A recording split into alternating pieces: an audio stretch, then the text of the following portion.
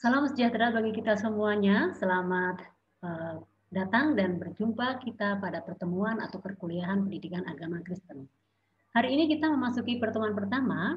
Kita akan membahas tentang tema yaitu tentang agama dan fungsinya dalam kehidupan manusia.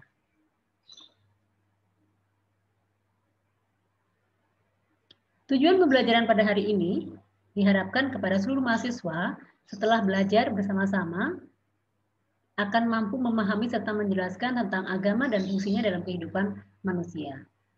Adapun topik yang akan kita pelajari bersama pada hari ini adalah membahas tentang pemahaman dan pengertian agama. Yang kedua adalah fenomena agama dalam sejarah umat manusia, fungsi agama dalam kehidupan manusia, membangun argumen tentang agama, serta mendeskripsikan pengertian agama dan fungsinya agar selalu positif. Kita masuk kepada bagian pertama, yaitu tentang pentingnya agama. Fenomena agama, ya kita seperti yang kita ketahui di dalam kehidupan kita sehari-hari, bahwa agama itu kalau kita lihat dari seluruh dunia itu banyak sekali ragamnya. Di seluruh muka bumi ini, di mana kita berada di negara-negara lainnya atau di seluruh kutub utara, kutub selatan sampai di seluruh dunia ini pasti ada agama. Ya, agamanya banyak sekali. Di Indonesia saja kita memiliki 5 atau 6 agama yang diakui, ya, yang diakui. Ada lagi agama yang tidak diakui. Nah, belum lagi kita lihat di negara-negara tetangga atau di dunia lain, itu pasti kalau dikumpulkan kita deteksi itu akan banyak sekali. Nah, tetapi melihat fenomena agama, dianggap bahwa fenomena yang tak bisa dijelaskan secara tuntas dalam kategori ilmu pengetahuan dan teknologi. Walaupun begitu, seorang pakar dalam ilmu ahli sejarah ternama, ya bernama Arnold Toynbee, dia mengatakan seperti yang tertera, in religion, the world of human being personality involves the emotional and moral faith of the human species above all, but the intellectual faith as well and the concern extend to the world and man's world. It is not limited to that part of which is accessible to the human sense and which can therefore to study it scientifically dan can be manipulated by technology. Itu dikemukakan oleh John Kelly. Bila diterjemahkannya seperti ini. Jadi keragaman agama, ya kita tahu, mengatakan bahwa keseluruhan kepribadian manusia itu meliputi, kita lihat ada sisi negatif, ada sisi emosional, segi moralnya, sisi kejiwaannya, atau segi intelektualnya juga. Manusia memiliki atau paket yang dimiliki manusia ada seperti itu. Tapi kita juga lihat ada keprihatinan agama yang dialami oleh manusia, ya kita juga paham itu, di mana keprihatinan agama itu akan terlihat atau tertuang bahwa agama itu sebenarnya atau manusia itu, apa yang dialami manusia itu tidak hanya dibatasi oleh bagian yang bisa diakses oleh indera manusia. Artinya emosional, segi moral, kejiwaan, dan juga mungkin apa yang dirasakan manusia itu tidak bisa dan tidak hanya dibatasi oleh intelektual atau teknologi. Nah, bisa dipelajari, bisa, tetapi secara tuntas tidak bisa menyelesaikan suatu masalah. Nah, singkatnya, seluruh kemanusiaan kita terlihat di dalam pengalaman beragama manusia. Ya, kita bisa lihat di sekitar kita bisa amati apa saja yang ada dalam diri manusia yang terlibat dalam pengalaman beragama manusia. Pasti semuanya punya pengalaman spiritual yang berbeda-beda.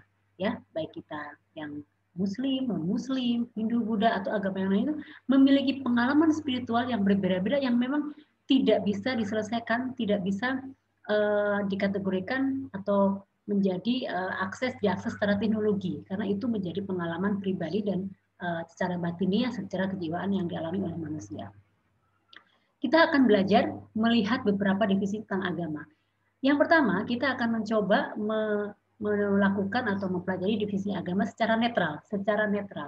Ada beberapa kutipan atau beberapa definisi yang ditemukan oleh beberapa pakar. Di sini ada Penguin dari Dictionary of Religion, ini adalah sebuah kamus ya tentang agama, mendefinisikan bahwa agama sebagai suatu istilah umum yang dipakai untuk menggambarkan semua konsep tentang kepercayaan kepada ilah atau Allah, dan keberadaan spiritual yang lain atau keprihatinan utama yang transendental. Transendental artinya ada pengalaman spiritual yang dialami oleh manusia dan juga ada kepercayaan kepada ilah, ya, ilah-ilah, di mana setiap manusia memiliki pengalaman spiritual yang transendental. Berikutnya ada pengertian dikutip dari Britannica Council Encyclopedia, dari sebuah ensiklopedia itu tahun 2006 menyatakan bahwa agama sebagai hubungan manusia kepada Allah atau ilah-ilah atau apa saja yang dianggap sakral dan dalam beberapa kasus hal-hal yang supernatural. Nah, ini mungkin penyembahan-penyembahan kepada yang dipercayai oleh manusia sebagai Allah.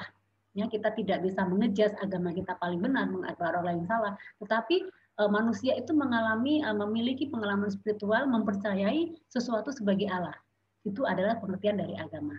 Ensiklopedia yang lainnya itu juga masih dari Britania juga, itu ensiklopedia online juga tahun 2006 menyatakan bahwa agama sebagai hubungan manusia dengan apa yang dianggap sebagai suci, sakral, spiritual, atau ilahi. Jadi sekali lagi, agama itu menyatakan bahwa itu terjadi adanya suatu hubungan manusia dengan yang dianggap suci. Siapa suci itu? Ya kita bisa sebut Allah, kita sebut sebagai Allah, kita sebagai Tuhan, sebagai apa yang kita sembah itu adalah yang dianggap suci. Itu definisi menurut ensiklopedia, ya, ensiklopedia, ya. Kita belum melihat dari pengertian menurut Alkitab, ya. Kita masih melihat secara manusiawi. Nah, berikutnya kita akan mencoba melihat definisi agama tapi dari segi negatif, dari kacamata negatif.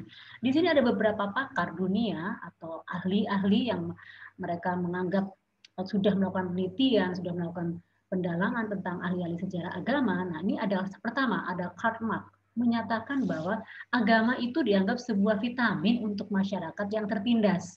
Karena dengan agama, maka orang akan merasa nyaman, merasa tenang, merasa damai, itu menurut Karl Marx. Jadi agama dianggap sebuah vitamin untuk masyarakat yang tertindas. Jadi agama adalah candu bagi masyarakat, akan ketagihan. Kalau kita merasa memiliki agama, kita kecanduan, minta terus, ya seperti itu. Menurut Karl Marx. Berikutnya ada Sigmund Freud dalam New Introductory Lecture and Psychoanalysis menyatakan bahwa agama itu hanya sebuah ilusi yang menarik kekuatannya dari fakta bahwa ia berasal dari keinginan-keinginan instinktif manusia. Jadi kayak semacam instinktif manusia. Jadi kalau seseorang memiliki insting, memiliki pemikiran, itu memiliki ilusi atau daya tarik. Itu menurut Sigmund Freud. Nah, sementara menurut Bertrand Russell menyatakan bahwa agama adalah sesuatu yang terbawa atau tertinggal dari masa kanak-kanak dari intelijensi kita. Agama akan lenyap ketika kita mengadopsi penalaran dan ilmu pengetahuan sebagai panutan kita. Artinya, kebiasaan-kebiasaan yang sudah kita alami dari kecil, dari masa kanak-kanak, ya, dari pengalaman, dari habit yang kita alami, itu akan hilang kalau kita tiba-tiba mempelajari suatu ilmu baru, ya, atau aturan-aturan baru yang kita percaya lagi. Jadi agama itu hanya sambil lewat saja sesuatu yang bisa berubah-ubah. Itu menurut kacamata dari Bertrand Russell. Jadi ini adalah definisi agama dari sisi atau dari segi yang negatif. Nah, mari kita lihat bersama-sama. Kita akan mempelajari ada 4 pendekatan tentang agama. Ya, ada pendekatan yang pertama, pendekatan secara substantif. Menurut Taylor, agama menyatakan bahwa kepercayaan kepada keberadaan spiritual. Ross tahun 1901 pada bukunya di halaman 197 menyatakan bahwa agama merupakan suatu yang memberi kontrol sosial. Agama sudah bersifat fungsional, artinya kontrol itu akan mengingatkan, akan menjadi panutan, kamu salah, kamu keluar jalur, jadi akan mengingatkan kita, makanya disebut sebagai kontrol sosial, karena bersifat fungsional. Agama disebut juga suatu kepercayaan kepada yang tak terlihat. Ya, dengan perasaan takut, kagum, hormat, rasa syukur dan kasih, demikian pun institusinya seperti doa, ibadah dan pengorbanan. Jadi ada ritual-ritual yang kita lakukan karena karena kita merasa dikontrol, otomatis akan muncul perasaan takut, kagum, hormat. Nah, itulah menjadi substansinya. Jadi agama itu secara substansi seperti itu. Nah, kalau dilihat dari fungsionalnya, di sini pendekatan yang kedua menekankan bahwa agama itu memiliki fungsi, di mana apa yang dilakukan agama menurut Ward tahun 1898, agama adalah suatu substansi dalam dunia yang rasional terhadap insting pada dunia yang suprarasional. Jadi di dunia ini tuh ada namanya rasional dan subrasional. Mana yang bisa diterima dengan akal sehat dan mana yang memang tidak bisa diterima dengan nalar atau akal sehat, itulah yang membawa insting seseorang mempercayai sebuah agama. Nah, sementara Cooley tahun 1909 dalam bukunya halaman 372 menyatakan bahwa agama disebut juga sebagai suatu kebutuhan yang hakikat manusia, kebutuhan bagi hakikat manusia. Karena kebutuhan necessary berarti dianggap penting, menjadi sesuatu yang harus ada dan menjadi lebih dianggap penting karena secara logik mereka butuh agama itu, buku pegangan, sehingga apa yang dilihat bagus, rasional, itu yang akan diikuti. Nah, itu menurut fungsional kalau kita melihat dari pendekatan agama. Yang ketiga, Westerhem, ya, suatu metode pendekatan yang berusaha untuk memahami, mengerti dan memahami makna dan yang mendasar dan mengitari peristiwa atau fenomena sosial dan historis. Pendekatan ini bertolak memang pada gagasan setiap situasi sosial yang berada di lingkungan kita itu didukung oleh jaringan makna yang dibuat oleh para aktor terlibat di dalamnya. Nah, itu adalah dianggap sebagai agama itu sesuatu yang bisa mengerti dan bisa memahami apa yang terjadi di sekitar kita. Masalah-masalah yang terjadi sekarang itu dianggap sebagai pendekatan dalam kita menganut sebuah agama. Nah, yang terakhir adalah dari pendekatan secara formal, yaitu menggunakan metode pendekatan agama melalui teologi, kitab yang normatif dan lain-lainnya. Yang keempat ini yang mungkin kita akan pelajari dari sisi Alkitab, dari sisi teologinya, agama itu sebenarnya seperti apa. Nah, ternyata banyak sekali ragam pandangan-pandangan tentang agama, makanya di dunia ini banyak sekali perbedaan-perbedaan agama. Nah, tetapi fokus kita hari ini atau seterusnya atau sampai semester ini kita akan belajar tentang fokus agama dalam sesuai dengan kitab suci.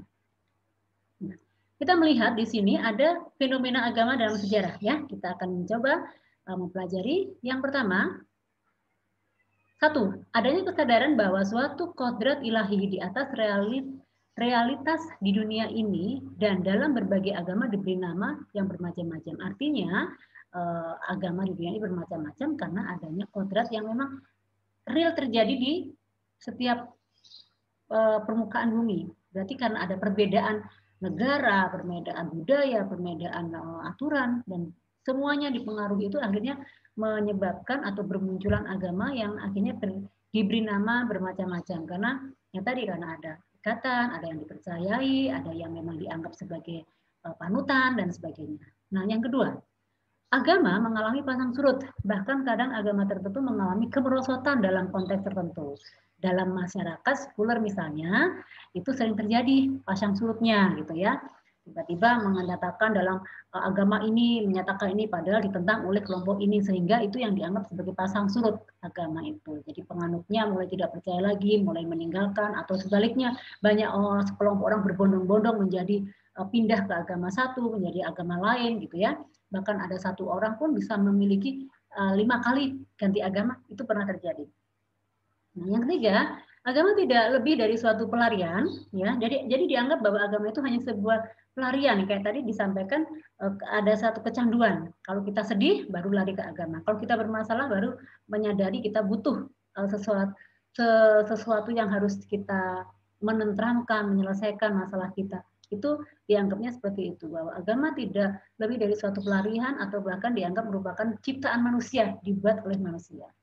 Nah, agama sendiri juga disebut sebagai kebangkitan agama, terus didukung dengan adanya iptek semakin berkembang dan berfungsi untuk mengatasi berbagai keterbatasan manusia.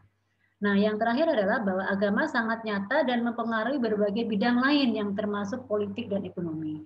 Kalau kita mau belajar sedikit, mencoba kembali mempelajari Alkitab, memang sebetulnya kitab suci, ya kita yang percaya kitab suci Alkitab, atau mungkin agama yang juga memiliki kitab suci, di situ memang ada tersirat dan tersurat tentang membahas tentang seluruh yang ada di permukaan bumi yang akan mempengaruhi, yang akan mengendalikan untuk kehidupan manusia. Di dalamnya juga menyangkut tentang kesehatan, menyangkut tentang kehidupan keluarga, menyangkut kehidupan suami istri, pasangan, saudara, politik, ekonomi, itu ada semuanya. Jadi sebetulnya agama itu memang memiliki pengaruh juga ya dalam ini, karena sebetulnya dalam ayat-ayat tertentu yang kita pelajari secara Alkitab, secara teologi, itu sudah tersirat di sana hal-hal yang memang terjadi, atau bahasa lainnya itu sudah dinubuatkan. Kita akan melihat fungsi agama, ya. Fungsi agama dari ini ada beberapa pakar ya, kita ambil dari pakar terkenal menurut Philip Goldberg, menyatakan bahwa fungsi agama itu sebagai transmisi atau pewarisan, ya, di mana ada sense of identity melalui kebiasaan-kebiasaan, cerita, dan kelanjutan histori yang dimiliki bersama. Ya, berikutnya translasi atau penerjemahan. Fungsinya adalah untuk apa? Ya, untuk meyakinkan atau untuk mendorong individu-individu menafsirkan peristiwa-peristiwa kehidupan, mendapatkan suatu rasa bermakna dan bertujuan, dan memahami hubungan-hubungannya dengan keseluruhan yang lebih besar, baik dalam arti sosial maupun kosmis. Artinya, membantu menafsirkan, ya, untuk menemukan atau membantu seseorang itu memahami hubungan-hubungan yang terjadi di seluruh kehidupan kita, peristiwa yang kita hadapi itu, sehingga kita memiliki arti dalam kehidupan sosial. Nah, yang berikutnya fungsi agama adalah sebagai transaksi. Transaksi, kalau kita ngomong transaksi berarti ada negosiasi, ya, di mana fungsi agama itu untuk menciptakan dan mempertahankan suatu komunitas yang sehat dan memberi penuntun terhadap perilaku-perilaku agama, moral, dan hubungan-hubungan etis. Jadi mengatur, menjadi agama itu menjadi panutan yang kita harus, oh ini tidak boleh, ini boleh, ini harus diikuti, ini tidak boleh diikuti. Itu transaksi. Jadi kita ada negosiasi mana yang boleh dan mana yang tidak boleh. Nah, berikutnya adalah fungsi sebagai transformasi. Transformasi di sini yaitu menjelaskan bahwa fungsi agama itu mampu mengembangkan kedewasaan, membuat kita dewasa, membuat kita lebih khusyuk, membuat kita lebih dekat, membuat kita lebih peka terhadap kehidupan kita, kehidupan sehari-hari sebagai manusia. Jadi kita mengalami pertumbuhan yang terus-menerus. Kita disadarkan untuk bisa berbuat baik, menolong umat beragama, untuk merasa lebih penuh dan komplit. Nah, yang terakhir adalah transendensi, di mana fungsi ini menggambarkan atau mengajak atau memberikan kepuasan, kerinduan untuk memperluas batasan-batasan diri yang dipersepsikan, menjadi lebih sadar terhadap aspek kehidupan yang lebih sakral, dan mengalami persekutuan atau penyatuan dengan dasar keberadaan yang mutlak. Ini kalau kita lihat fungsi agama. Nah, tapi fungsi agama yang lain, ya, kita akan bisa lihat di sini fungsi agama itu sebetulnya mampu mengatur tata cara hubungan manusia dengan manusia yang lainnya. Berikutnya, agama memberikan kedamaian mental, ya, mental peace. Agama menanamkan kebajikan-kebajikan sosial, ya. Jadi melalui agama kita diajarkan untuk peka dengan kehidupan sosial. Tadi ya disampaikan kita akan banyak menolong umat manusia, ya. Kita peduli, kita memiliki empati, kita memiliki simpati dan rasa kepekaan yang tinggi.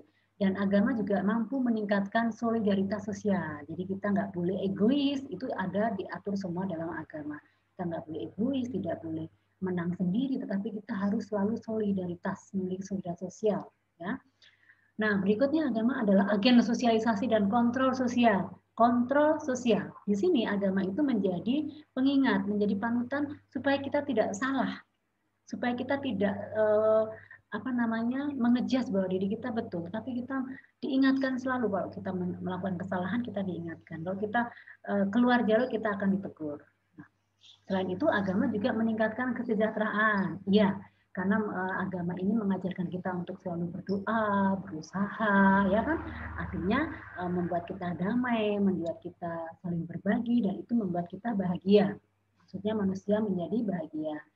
Selain itu, agama juga memberikan rekreasi kepada manusia, ya, menjadi sebuah hiburan, karena dengan memiliki agama kita kadang merasa tenang, damai, merasa nyaman, ya. Itu disebut sebagai di mana agama memberikan rekreasi kepada manusia.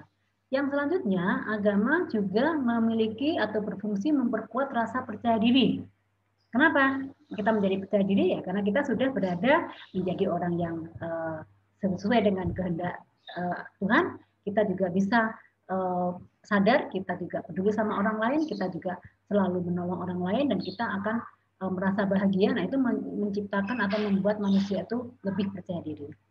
Nah, fungsi yang lainnya, agama juga mempunyai pengaruh kepada ekonomi dan sistem politik. Karena jelas ya, di dalam sebuah kitab suci agama manapun itu sudah tersirat dan tersurat di sana, di dalamnya ada banyak hal yang sudah dinubuatkan tentang kehidupan rumah tangga, kehidupan saudara, kehidupan bersosial, kehidupan ekonomi, kehidupan tentang kesehatan, dan banyak lagi termasuk kehidupan atau sistem politik.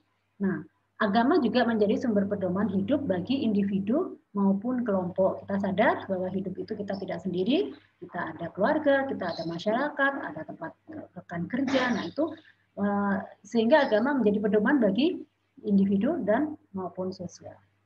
Nah, selanjutnya kita akan mencoba membangun argumen fungsi positif, membangun argumen dan fungsi agama untuk selalu positif. Nah, yang pertama, agama sebagai pemberi identitas. Ya, biasanya orang akan percaya diri kalau dianggap si A memiliki agama ini. Mereka akan percaya diri karena agama juga memberikan identitas. Karena saya menganut agama A.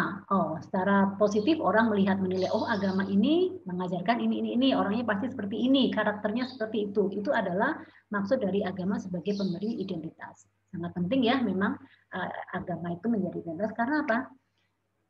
Agama menjadikan acuan ya, memahami dan menemukan apa makna hidup manusia.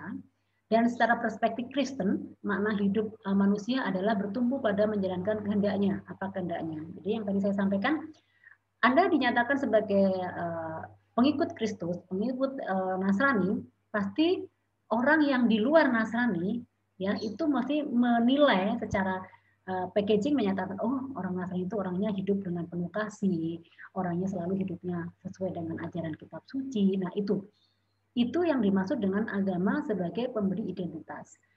Berdasarkan kutipan dari Matius 22 ayat 37 sampai 40, dinyatakan bahwa hukum utama itu adalah segala kehendak Tuhan tersirat. Jadi kita jelas ya, disampaikan bahwa dalam kitab suci orang Nasrani, orang Kristen dalam hal ini, menyatakan bahwa hukum utama itu adalah segala kehendak Tuhan. Artinya apa yang disampaikan oleh Tuhan harus dijalankan oleh manusia. Sesama manusia tidak ditentukan oleh kesamaan suku, ras, dan agama. Adalah pemberi identitas sosial bagi manusia.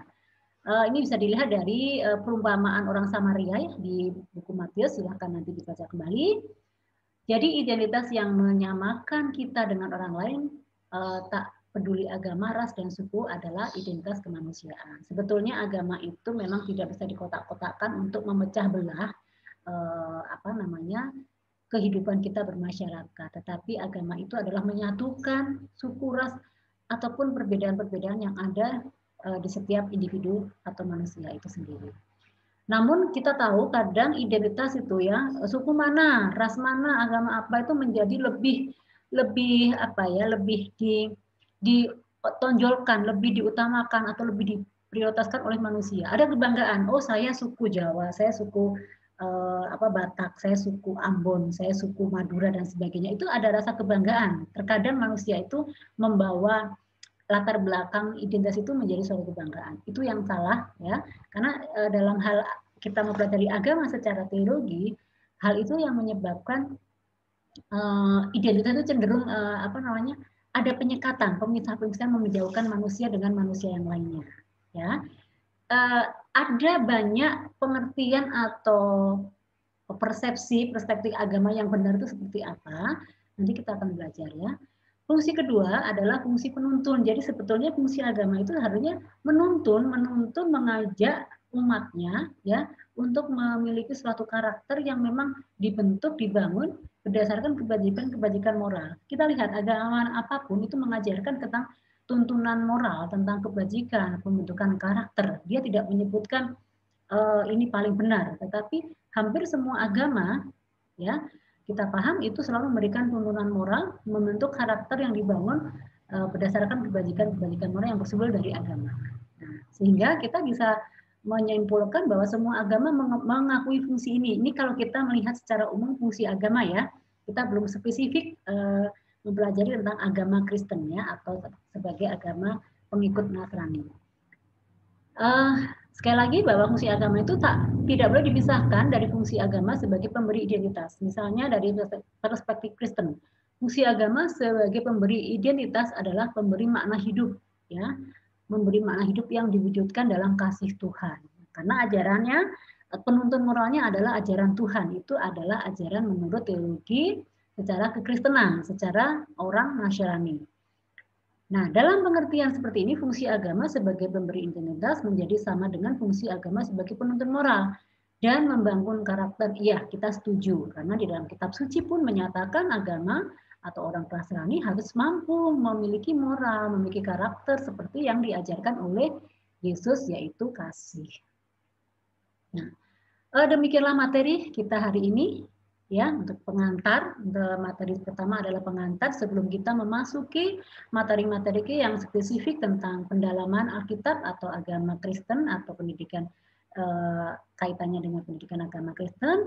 Nah, untuk merefresh atau memperdalam pendalaman kita tentang agama, silahkan ini ada tugas mandiri, silahkan dikerjakan dan mohon bisa dikerjakan sesuai dengan batas deadline ya. Kita kembali ke e-kampus untuk melanjutkan tugas-tugas yang akan Anda kerjakan. Ya. Tugas yang pertama, ini tugas mandiri, di mana Anda diminta untuk menjelaskan agama-agama